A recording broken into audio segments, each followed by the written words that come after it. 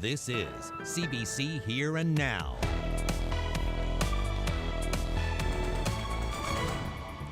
Much of the drugs in our street are due to organized crime, which includes 1% outlaw motorcycle gangs. The RCMP unveils evidence of drug paraphernalia seized when they raided a motorcycle club.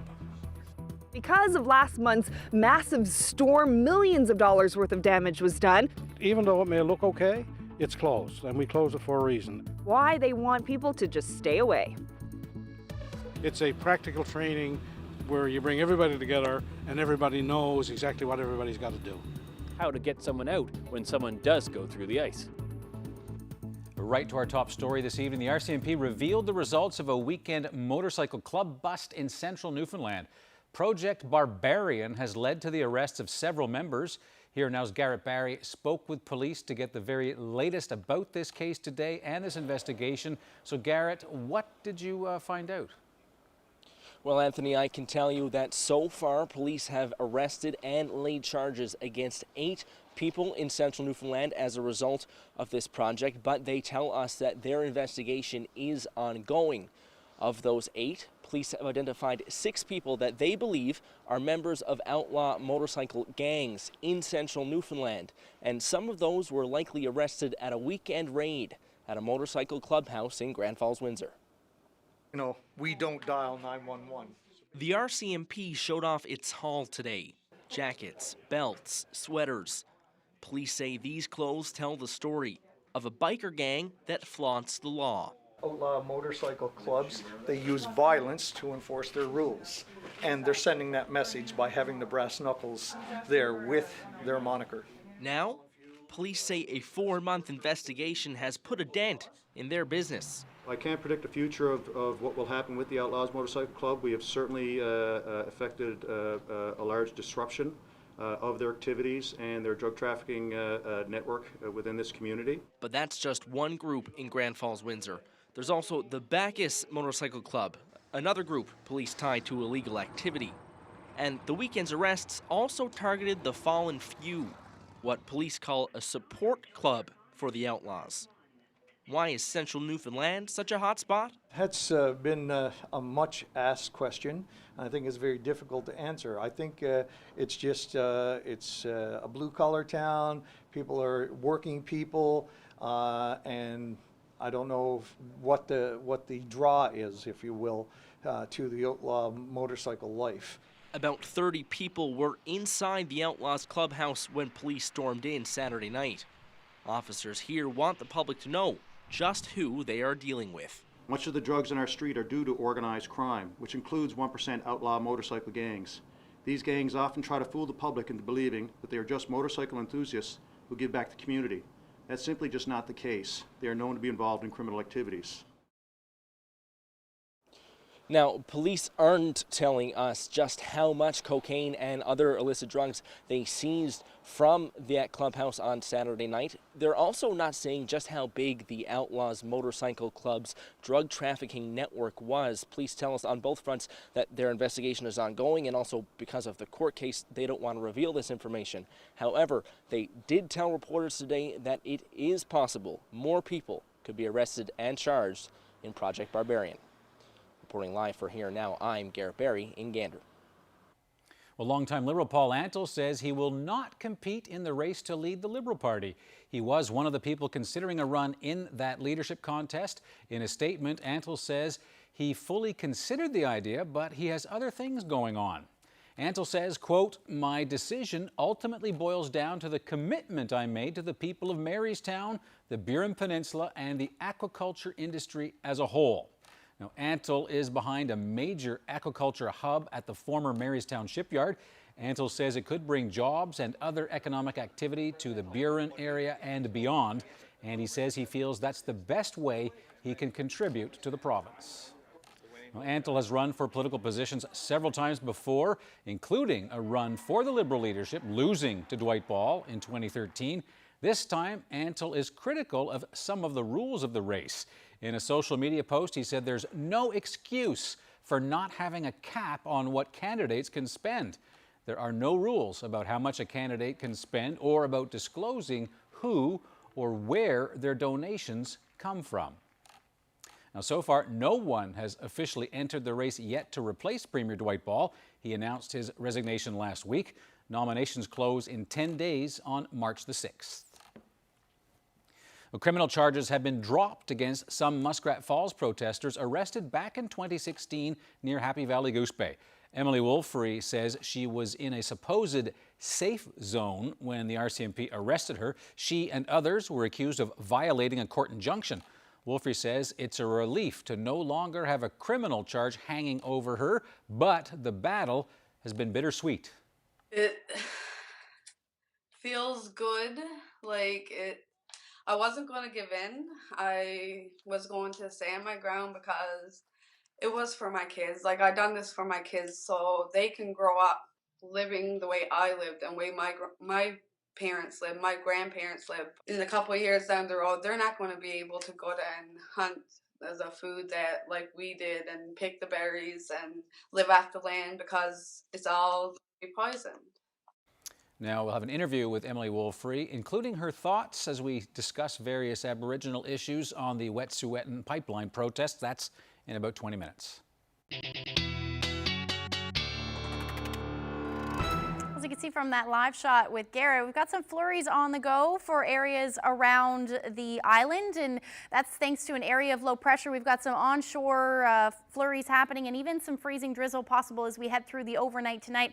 We're setting up with a high pressure system just to the north of Labrador. That's bringing in some cold air. So Lab West, you're going to see some pretty chilly temperatures overnight tonight with that wind chill as well. And then our next weather makers moving through Ontario right now, bringing a mess of weather for you. That's going to head our way as we head towards Friday, and I'll have all those details coming up. Be the eye in kind. That's the motto at one primary school here in Mount Pearl. I'll have more on that coming up on Here and Now. Many first responders were on hand at Worsley Park in CBS. Their mission was to rescue a man lost in a hole in the ice on Bubble Pond, and they had to try to save him twice. Here and Now's Mark Quinn reports. It's a desperate and potentially deadly situation. An ATV driver has gone through the ice and he's in the water. Luckily, this is a staged rescue with all the resources and responders in place to keep things safe. Hey, buddy!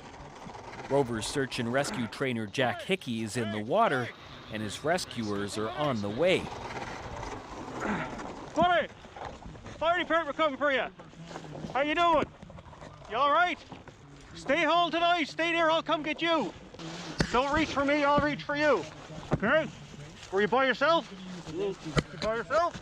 This is a highly controlled situation, and it was staged in a place that's very accessible.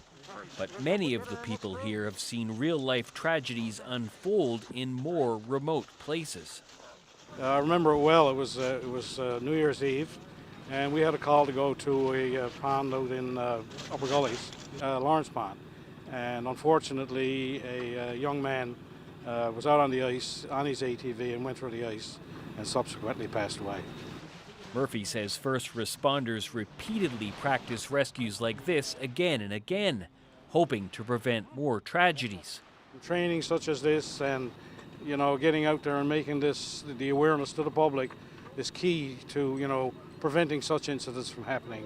Today, the ice is more than 2 feet thick on parts of Bubble Pond. It meant rescue crews had to work hard to open up a hole for this exercise. But they still say never assume ice is safe. Weather conditions are changing all the time. Ice conditions change all the time. Ice is never 100% safe, so always make sure that, you check the ice. Hold, boss. I'm going to pass you this board. Put your arms into the sling. Heed the safety messages that are coming from people like the Rovers, the fire department, the police departments. Just be extremely careful and avoid the ice if at all possible. Put your arms into the sling. Right up your elbows. Safety first, because this is definitely not the way to come home from a beautiful winter day out on an ATV. Mark Quinn, CBC News, Conception Bay South. Was a source of pride for Western Health. Today, the public got its very first look at the Corner Brook Long-Term Care Centre. The $120 million centre has all the amenities of a modern hotel, with 120 long-term beds as well as some palliative and rehabilitative care beds. Rooms are private and some will be equipped with cuddle beds for family members. The centre's grounds will have a gated garden for patients as well. At a ceremony, Premier Dwight Ball touted the public-private partnership model used to build it. Sitting in this modern, new, state-of-the-art long-term care home. Construction is completed. It's been completed on time, and it's been completed on budget. And I'm very happy to know that the building that was built for Newfoundlanders and Labradorians, it was built by Newfoundlanders and Labradorians. Was a different dress code at St. Peter's Primary in Mount Pearl. 700 students, all of them under 8 years of age, were thinking pink today. It's part of a nationwide push to combat bullying, but as Meg Roberts reports, St. Peter's put their own spin on this day.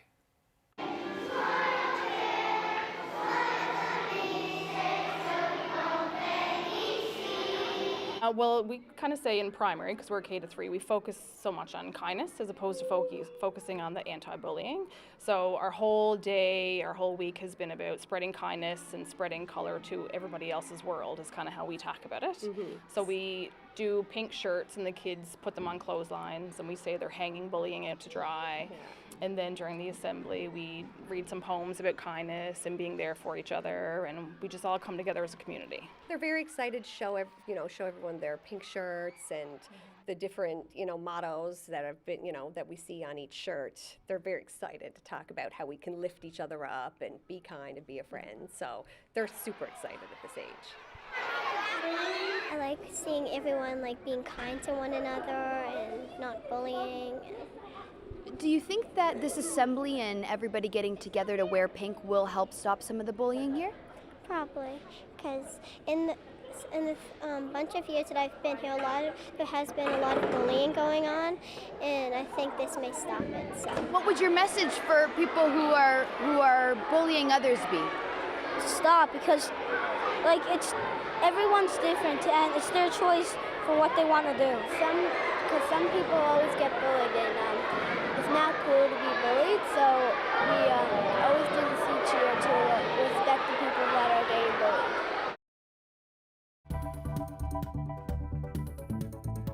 This mess of rocks you see behind me is normally a groomed walking trail. The trail is no longer resembles what it used to be. It's completely destroyed. We'll tell you why the town is asking the public to stay away.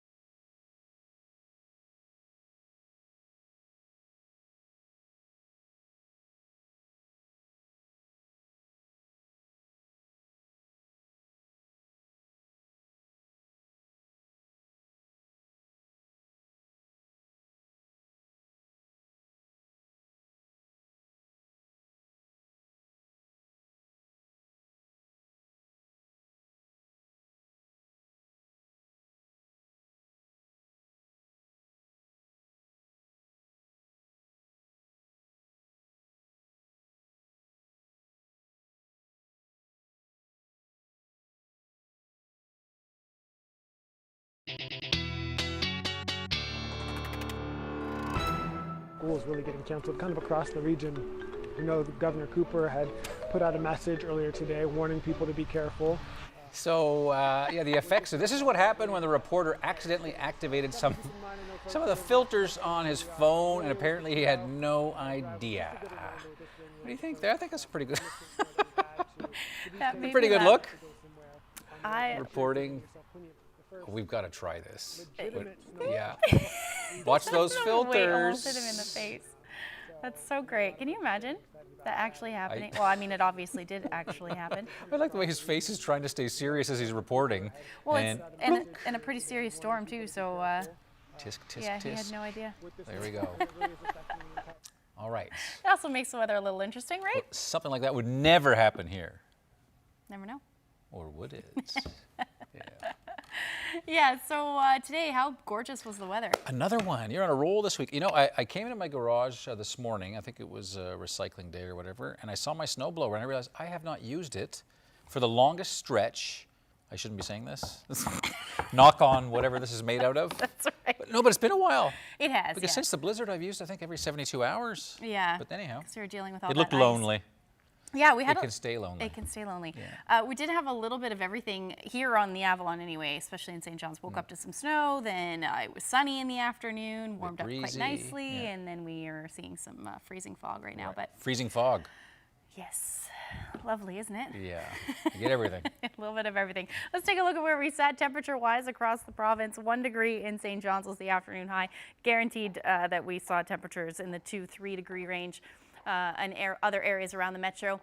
As far as what we saw through Labrador, some of that mild or chillier air, -14 for Lab City today. That was your afternoon high, and -12 for Happy Valley, Goose Bay, Nain. You're still in some of that colder air at -17. Now, temperatures have dropped below zero, hence that freezing fog that I was talking about. -2 for Corner Brook, -2 for Gander as well. And we're seeing some flurries there right now. And that's thanks to an area of low pressure that's just offshore, bringing us onshore winds along the northeast. So as we head through the night tonight, we are looking at the potential for some freezing drizzle and or flurries for the majority of us. And then that big low pressure system affecting Ontario right now is going to head our way as we head overnight Thursday and into Friday. So we'll certainly talk about that in the next little bit. But overall tonight, quiet up through Labrador as we hang on to a ridge of high pressure. It's bringing some colder air with it. And then basically some flurries through central, could potentially see some flurries for the northern, the Burin Peninsula as well. Otherwise, a quiet evening in store for the majority of us. So we do have an extreme cold warning in effect for Lab City. Churchill Falls, you're looking at wind chills anywhere from -45 to -50 tonight. And just a reminder that exposed skin freezes in less than 5 to 10 minutes at that point. So certainly going to bundle up if you're heading out. Those winds will be light though, so that's good news, but you are dropping down to -35 tonight. -26 for Happy Valley, Goose Bay, number of areas seeing the -20s. And then especially, you know, those temperatures are really going to drop like a rock essentially from what we saw today. -11 for Corner Brook, -7 for St. John's. And those winds will generally be out of the northeast. And that's why we're going to see that potential for some freezing drizzle overnight tonight. So into tomorrow, first half of the day anyway, we're going to stay in that onshore flow. So the potential for flurries or freezing drizzle will continue. But other than that, we should see some sun peek out into the afternoon for most of the island. Certainly up through Labrador, you're looking at a beautiful afternoon, but chilly. And then we'll start to see that cloud cover push in late day, and then overnight, eventually we'll start to see those snow develop, especially along the south coast. So here's where you'll be sitting temperature-wise. Note, into the minus single digits. This is where we should be sitting. So it will be cold tomorrow with those northerly winds and brisk. So a bit of a wind chill as well. Make sure you bundle up tomorrow. -6 for Grand Falls, Windsor still have that potential for flurries in for you. Along the west coast, other than Stephenville, Port aux Basques, and Burgeo, again, late day, you'll see those flurries. We should actually see plenty of sunshine. Those winds will pick up in the evening, even more so as we head through the overnight. I'll certainly have those details. -11 for St. Anthony, -14 for Cartwright, and again, hanging on to those those cold temperatures, but beautiful clear skies up through the Big Land. So last night we told you how the blizzard blasted the boardwalk in Chapel Arm. Well, another popular spot in CBS took a beating too. Carolyn? All right, so we're here at the CBS Trailway. I'm here with Deputy Mayor Richard Murphy, and this trail looks very different than what it normally looks like. Can you tell me what's been happening down here? Okay, what you're seeing here behind us is the damage that was caused during the storm surge back in January. And you know, if you're familiar with the area, the trail is no longer resembles what it used to be. It's completely destroyed, this section and many more sections to the west. And so we're in the process now of just evaluating it, trying to get some costing as to how much it will cost to repair and time frames. So we're on top of it, but it's going to be quite a task. We see all of these rocks here that came up on the beach. So this is normally a clear path. Can you describe what the damage is? Yeah, well, basically the trail used to be a flat groomed surface with grass and park benches on each side. And as you can see right now, there's nothing, only rocks, beach, and it's and the worst part of it is that there's a lot of this area, the water has undermined the trail itself. So, you know, even though it may look safe enough to walk along, there's probably damage underneath it that you don't realize. So, we had no choice but to close the trail right from here right to Seal Cove, approximately 10 kilometers. So it is closed, but people are still using it. As we can see, there's someone down there right now sitting on the park bench. So what's your message to people? You know, like, even though it may look okay, it's closed, and we closed it for a reason, and we closed it for safety reasons. So, you know, to do what we're seeing here today is really not a good idea, and we just want people to stay away until we get it done. And it's going to be a long process. You don't sustain damage like this and have it repaired within a couple of weeks. It's going to take a while, and we're just asking for people's patience. But we will bring it back to its natural beauty again. How much do you think that's going to cost? Estimates right now, we're looking at around $10 million. And that doesn't include the emergency repairs that we conducted to the east of us, down around the inner harbor there in Long Pond. So, you know, we're dealing with it. It's going to take a while, but we're dealing with it. That seems like a lot of money for CBS. It's a lot of money for anybody. Yeah. It's, but, you know, we are reaching out to the provincial and federal governments for disaster funding assistance. The applications are being prepared. We've got all of our ducks in a row, as I say. You know, we have excellent drone footage of the damage just after it occurred. And so we're getting the paperwork ready, and it's going to be sent off as soon as we possibly can. Any idea how long it could take before it's restored? I have no idea. I really can't. It wouldn't Years, be maybe? We're hoping not, but it wouldn't be fair to me to even estimate it. You know, like, you know, obtaining government assistance, of course, takes time, and they have to put programs in place. So, you know, our MP and our provincial politicians are working with us. So we're going to proceed with it, but it's going to take a little while. I guess it's pretty disappointing because this is a popular trail. I'm sure a lot of people use it. Yeah, this trail is used like 12 months of the year. I mean, during the winter we get people snowshoeing. Summertime, of course, is walking and bicycling. It's just a beautiful place. It's the jewel in the crown of Conception Bay South.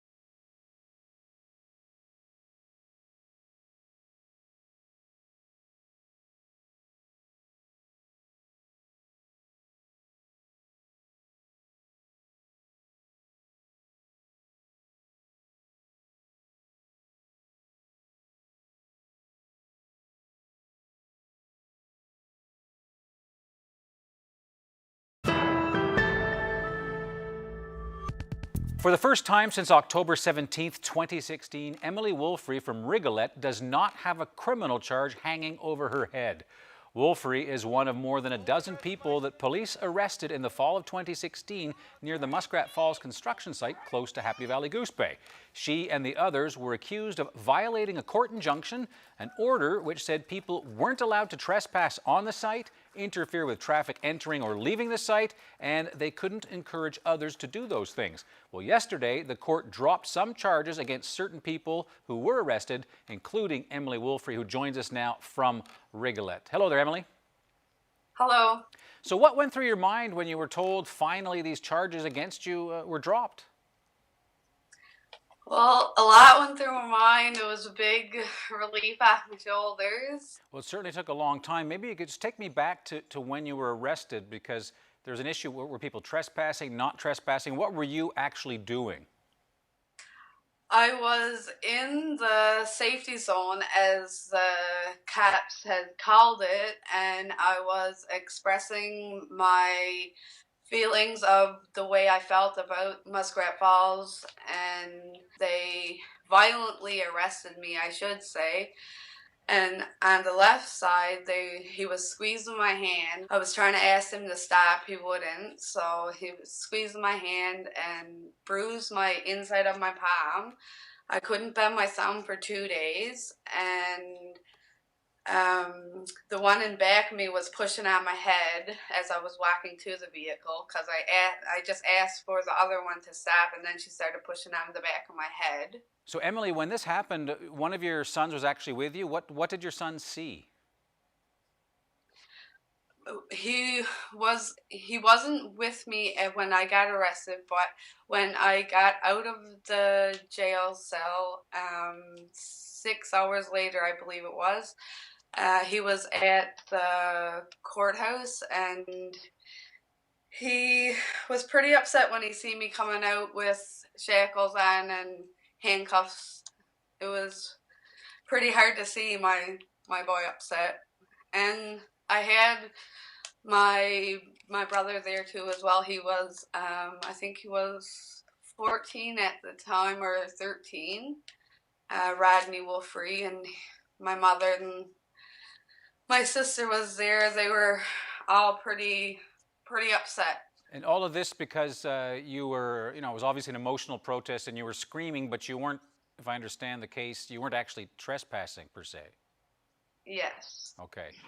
When you came home as a mom of the 2 boys you mentioned and all that, did you feel, you mentioned you felt relief.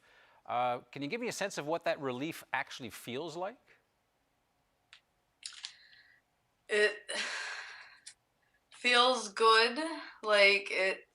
I wasn't going to give in. I was going to stand my ground because it was for my kids. I done this for my kids so they can grow up living the way I lived and the way my parents lived, my grandparents lived. But as of right now, we're getting poisoned, so they can't live the way we live. They can't go in a couple of years down the road. They're not going to be able to go down and hunt the food that like we did and pick the berries and live off the land, because it's all poison. Well, listen, Emily, I know this is, I'm not sure if I should congratulate you on having charges dropped, but obviously it's a major event in your life, and I really appreciate you finding some time to talk with us tonight. Thank you very much.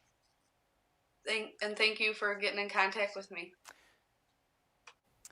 Well, protests in support of the Wet'suwet'en hereditary chiefs are still smoldering. In the BC capital, Victoria, youth from a number of First Nations rallied in solidarity with a vow to never back down. This isn't just about a pipeline. This is about our survival. We must stand with one another, and it's integral that we do so. Because how can we replace the land? How can we replace the salmon? How can we replace the water? We can't. I just want to make it clear that we are not anti-pipeline protesters. We are Indigenous. Now, the protesters have been camped out on the steps of the BC legislature for days. A court injunction was granted to protect the legislature over a week ago, but the authorities say the demonstrators are not blocking entry. The young demonstrators want BC to withdraw the permit allowing Coastal GasLink to construct its natural gas pipeline on Wet'suwet'en traditional lands.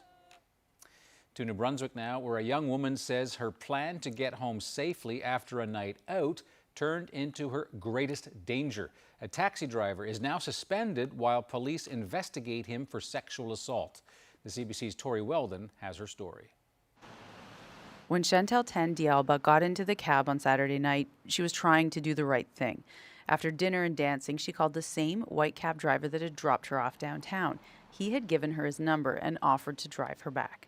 But once in the car, polite conversation quickly turned to discomfort. The cab driver was supposed to turn left at some point to get to my friend's place, but then he didn't. He just kept going straight, and that's when I was starting to realize that, okay, like maybe he's not dropping me off. Instead, she says the cab driver took her to an isolated area and parked the car. He asked her to get into the front seat. She says she did it because she was scared of what would happen if she said no. He continued asking me, to have fun and to go somewhere, just the two of us, even though I kept repeating that I am tired, I just want to go back to my friends, I don't want to go with you anywhere. And when I was in the front, that's when he started to touch me in a sexual way. She says the driver eventually relented and returned her to her friend's house. But cases like this are all too familiar to D'Alba. She's a social worker who specializes in cases of sexual assault. And still, even though that all the tips on how to stay safe, it could still happen to you. D'Alba chose to speak out, not for everyone and not always the case. But either way, there is help. Tammy Daig is with Crossroads for Women Sexual Assault Center. Even if this has happened 25 years ago and they're watching the story tonight and it's giving them flashbacks, we can also sit and chat with you about that. D'Alba reported the incident to police. Kodiak RCMP say they are investigating a case of sexual assault. The CBC was able to speak to the owner of White Cab, and he says he received a complaint and a driver has been suspended while the company and police look into the matter. Tori Weldon, CBC News, Moncton. My utter surprise, they weren't receiving any money from Canada. A Christian charity is now the focus of a class action lawsuit. Donors allege the money did not go where it was supposed to.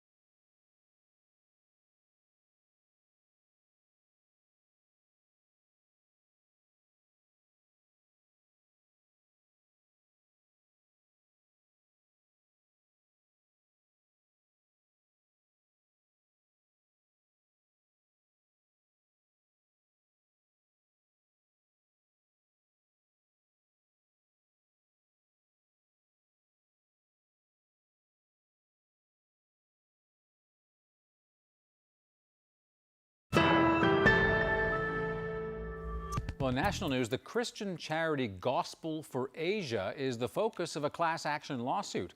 Donors allege money raised didn't go where it was supposed to go, and similar allegations were made in an American lawsuit that settled last year for $37 million.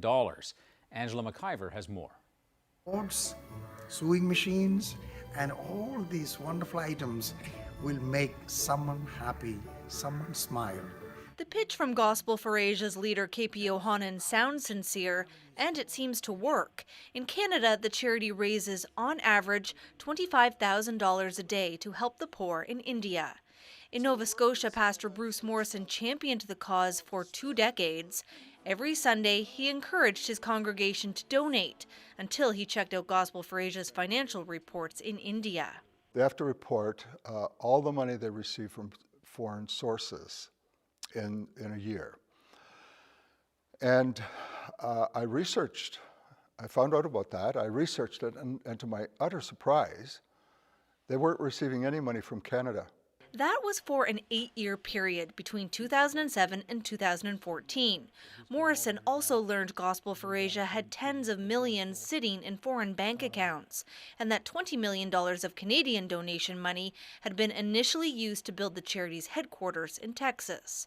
Gospel for Asia says the money has since been paid back, but that doesn't ease the pastor's concerns. It'd be like me as a minister asking for funds to support some family down the street where their house was burned and they just needed help, and we took up an offering of $5,000, and instead of me giving it to them, I put it in my bank account for some other day. At the charity's headquarters in Texas, spokesperson Johnny Moore gave CBC a rare interview. He says Gospel for Asia has done nothing wrong, and a recent legal settlement in the U.S. proves it. It explicitly states that all the funds that went to the field, that were designated to go to the field, went to the field. So made it to the field, what does that mean exactly? It means that the needs were met. That's what it means. But now the charity faces a similar battle in Canada. A member of Bruce Morrison's congregation in Nova Scotia is the plaintiff in the lawsuit, which alleges, among other things, that Gospel for Asia defrauded or made negligent misstatements and misused in excess of $100 million. The charity has yet to respond. Angela McIver, CBC News, Halifax. And remember, you can watch Here and Now live or on demand anytime on YouTube. Go to YouTube and look for CBCNL. You can also find episodes of Land and Sea and other CBCNL productions there.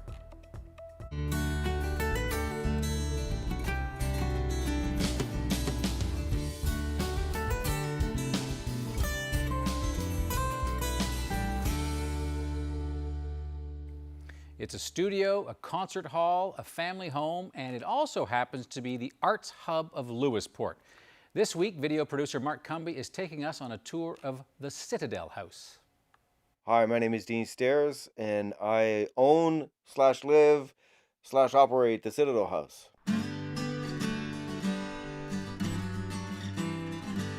The Citadel House, where we are, is in Lewisport. It's the old Salvation Army building. The Salvation Army calls their church buildings citadels. So when we bought it, it had been decommissioned as a Salvation Army citadel, but we liked the name. It was just something that seemed to work for us, that it was now our house. It used to be a citadel, so the combination was the Citadel House. I was actually in the military at the time when we were looking for this. Prior to joining the military, I had been in the music industry working out west in Saskatchewan, Alberta, BC, and had done a lot of recording. And I wanted to get back into that and get out of the Army, just settle down a little bit. The only requirement was the tall ceilings, right, for the studio. But then I just didn't have the heart to make the family live in the basement so that the studio was upstairs. So we live up there, right? When we bought it, it was just 2 huge rooms, really high ceilings. We turned that into some bedrooms, a kitchen, our dining room, living room, and just made a place for us to live in. And gradually, the studio was all downstairs. Gradually, sort of the studio just sort of was like mold. It just went everywhere. Perhaps that's not the best analogy, but you get my point, that basically what we were looking for was incorporating those spaces upstairs because they actually have really good acoustics. And then we started doing live work where we were bringing people in because it's a big space, and we put about 50 people upstairs.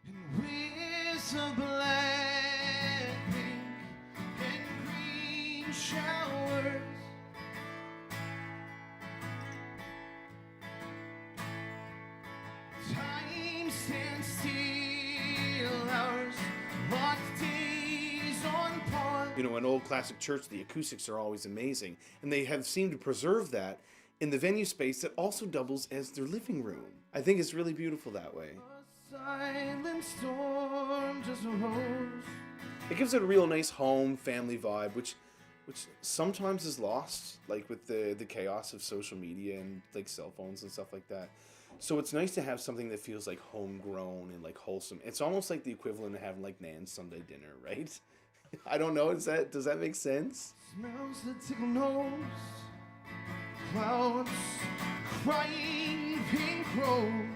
It provides like a beautiful artistic experience for the town. It gives artists another place to stop and play while they're touring through Newfoundland. They don't have to skip over Lewisport. They can do a gig in Grand Falls. They can do then the next night Lewisport, Gander.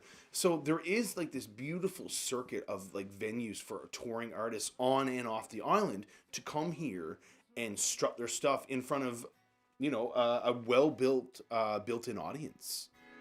Together they fall, no landing will stall. This is the reign of the rose. We've worked with Earl and Coffin. We started working with them when they came to do a live show, and it turned into a nationally recognized album. Do that dance called the Mardi Gras. Come on, mama, do that dance for me. We work with Rosemary Lawton, Terry Penny, Christian House, Adam Baxter, Cassidy Rich. Must be so clear from your platform way up there. We offer the opportunity to be in a great space and record. We try and make it a true partnership where they provide their skill set, we provide our skill set, we provide our experience and the things that we've done in the industry and some of the networks that we have. And the whole goal behind this is to help someone to work within the music industry and live in rural Newfoundland. Shouting louder doesn't make you right. Being smarter doesn't make you right. All you are is me.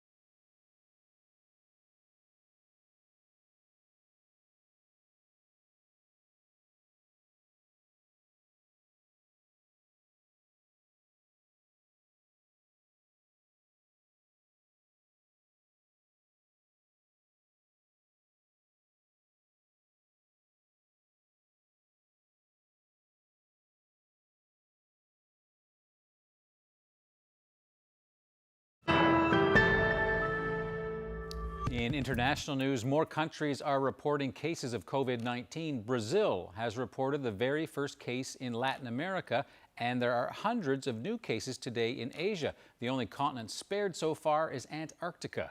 Canada's Minister of Foreign Affairs has this advice for people planning to travel outside the country. Have the break which is coming, the school break which is coming. I think Canadians would be well advised before they travel to really look at the travel advisory, to register themselves with the website of the Government of Canada so that we know where they are, so we can provide updated information. Well, some volunteers in the nation's capital are quietly helping people who choose to quarantine themselves after returning home from China. Members of Ottawa's Chinese community are running errands for people who voluntarily put themselves and stay indoors. Sandra Abma has that story. So that's his grocery list right there. Yeah, some rice, like meat, fish. Mary Gifford is shopping for meals at Asian food retailer TNT. Steaming bowls of comfort food and other staples like rice and noodles. Dishes destined for a person who'll be eating alone today because they've chosen to self-quarantine after a trip to China. Gifford is one of hundreds of volunteers from Ottawa's Chinese community, running errands, grocery shopping, showing support for people who have isolated themselves to prevent the spread of coronavirus. They really think about that themselves, and they think about their family here, and think our community, and think about people live in this city. It's just my duty to keep myself self-quarantine. For 14 days, Stella Zhang communicated like this with the outside world, through social media.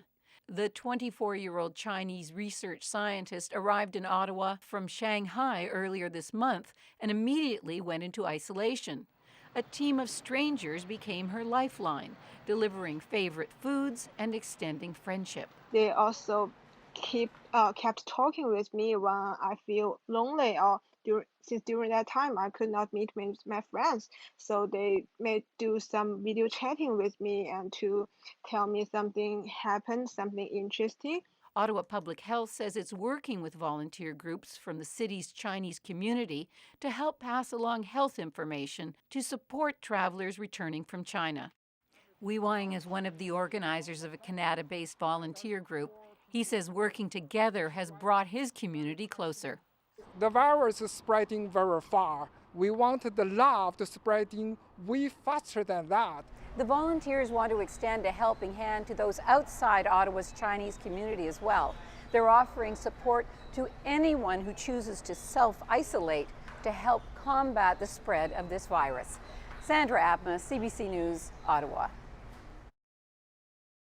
The weather update is brought to you by Beltone, your partner in better hearing.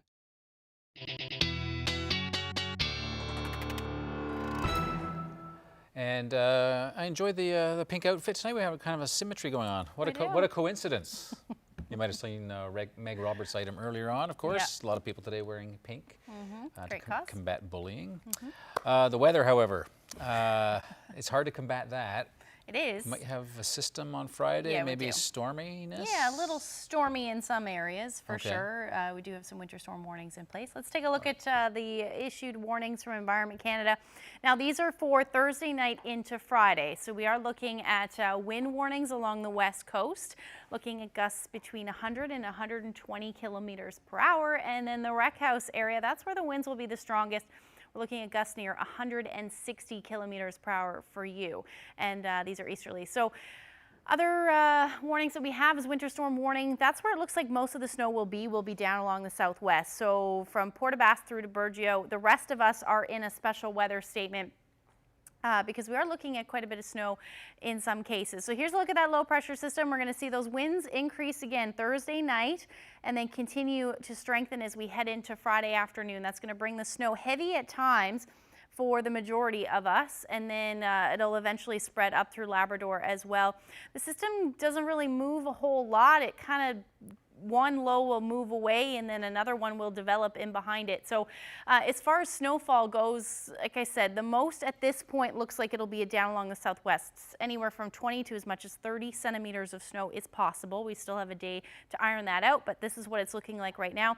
Otherwise, a good 10 to as much as 20 centimeters is possible for the majority of the island. Along the eastern portion of the Great Northern Peninsula, you could pick up even more than that. So certainly something to keep an eye on if you have any travel plans. Otherwise, up through Labrador, the majority of the snow will fall through Lab City. You could pick up about 10 to 15 centimeters with this one. Otherwise, it's just a trace, maybe 5 centimeters at the most as you head towards central and then the southeastern portion of the island. So here's where you'll be sitting temperature-wise, hovering around the 0-degree mark. But again, it will be windy across the island. We're looking at 40, 50, 60 kilometer per hour winds. In some cases, we could see higher winds out of the east through the day on Friday. And then, so snow and blowing snow certainly going to be an issue if you do have any travel plans. Later on Friday, we should actually start to see that snow taper to flurry, so things will certainly improve. For Lab City, again, minus 13, you're looking at that light snow, and then up through Nain, just cloudy periods, but hanging on to some of that colder air. So over the next couple of days, temperatures won't really be moving much after tomorrow, just hovering below 0 by a couple of degrees, but generally unsettled. Might see a few peaks of sun. Change that icon on Sunday to some snow, unfortunately, but we are going to keep an eye on that one for sure. And then heading towards central Newfoundland, we're looking at, again, temperatures just a little bit below 0. Into the weekend, those temperatures will start to dip overnight. We get back into some of that colder air. For western Newfoundland, pretty much the same thing. Onshore flurries possible into Monday, essentially. -4 will be, or at least mid-minus single digits will be the afternoon highs. And then for eastern Labrador, once we get rid of those flurries on Friday, at this point it's looking like it'll be a pretty nice weekend with those temperatures hovering into the minus single digits. And then for western Labrador, flurries for both Friday and Saturday. And then by Sunday, it looks like we'll get back into some of that flurry activity. So let's look at your forecast. We'll have your weather photo coming up. And right, oh, I didn't change it. Deja vu It all didn't over save. again. Oh no. But you know what? It's so beautiful. It's worth seeing again for those few viewers who weren't tuned in last night. That's right. All right, I'll tell you where this is due again. Plus, the person who took this is happy. Very happy.